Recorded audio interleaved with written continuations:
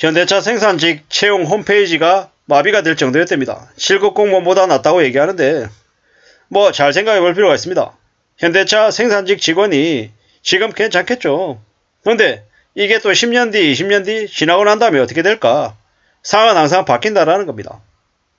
이제 제가 1990년 때 대학을 다녔는데요.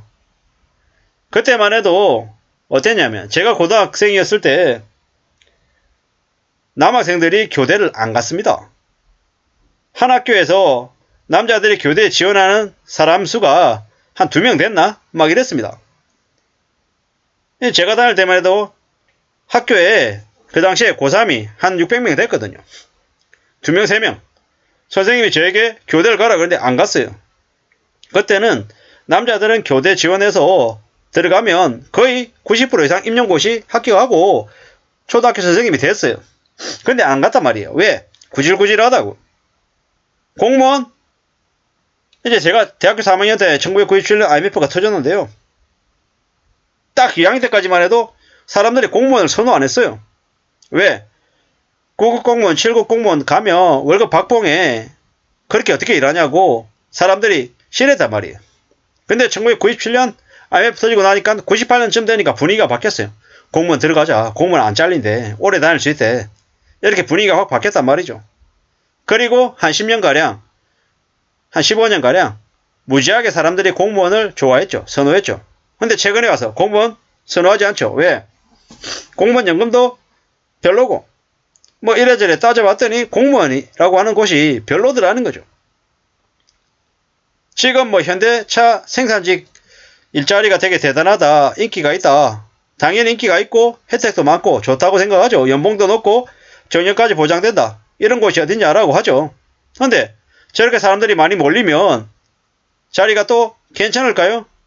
아닐 겁니다. 나중에 또 임금 수준 대폭 이렇게 낮출 거고요. 혜택 이런 것들을 대폭 줄일 겁니다. 사람들이 너무 많이 몰리면 그 자리가 너무 경쟁이 심하기 때문에 그 메리트를 줄여버립니다. 감히 말씀드린 건데 앞으로 뭐 공무원이든 생산직이든 현장직 아니면 사무직 어디가 됐든 자기한테 맞는 일을 하는 게 제일 좋을 것이고요. 과거보다 많은 임금을 받겠다. 많은 혜택을 받을 거다라는 기대를 내려놓는 게 좋을 것 같습니다. 앞으로 시대는 기본급 사회다. 정시 출근하고 정시 퇴근하고 뭐 가스라이팅 이런 것들 혹은 동료와의 관계 이런 것들이 지금보다 앞으로 더 많이 변할 거다라고 생각하면 맞습니다. 이웃나라 일본에서는 동료들끼리도 핸드폰 번호나 집 주소를 공유 안 합니다. 왜 안 하겠습니까? 가스라이팅하고 괴롭히고 이러면 찾아가서 죽여버립니다. 개인적인 복수를 한다라는 거죠.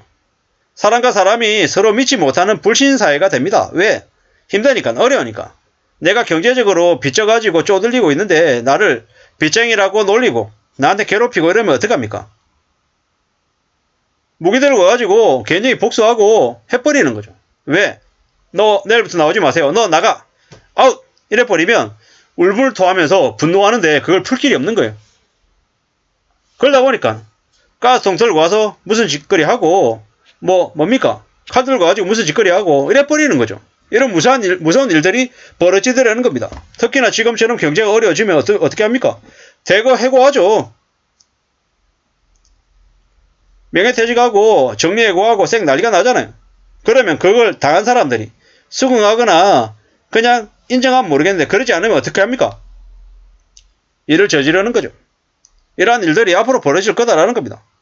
이제 앞으로 함부로 연락처를 공유하지 않고 모르는 사람들에게 뭐 개인적인 신상을 얘기하지 않는 시대가 점점 이제 확산될 것 같습니다.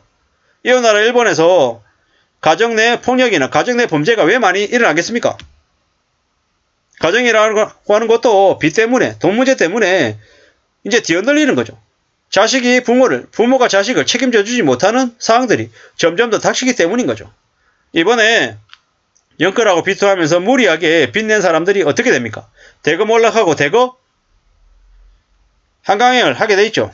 그러면 그들이 어떤 모습을 보이겠습니까? 반사회적인 행동을 할까요? 안 할까요? 하죠. 지금 더 글로리라 그러고 정순신이라고 하는 놈의 아들 놈이 학폭을 저지르고 서울대를 가고 하는 이런 말도 안 되는 짓거리들이 계속되면 사람들의 분노가 어디로 향하겠습니까? 윤석열이라고 하는 놈이 대통령인데 마누라가 주식 사기를 쳐서 많은 사람들을 피해를 입혔는데 저렇게 뻔뻔하게 쳐돌아다니는데 대통령이 저지랄을 하는데 한동훈이라고 하는 놈이 셋째 혀로 말장난하면서 법무부 장관인지 양아치인지 모르는 짓거리들을 하고 다니는데 사람들의 분노가 그들을 향하지 않겠냐라는 거죠. 이러면 어떻게 됩니까? 어딘가로 분노를 쏟아내야 되는데 누군가가 그 대상이 되면 사회에서 많은 범죄가 창궐할 거다라는 거죠. 7급 공무원보다 낫다.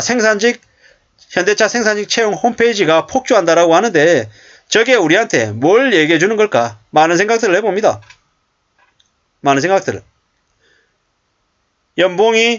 평균 연봉이 9,600만 원이다.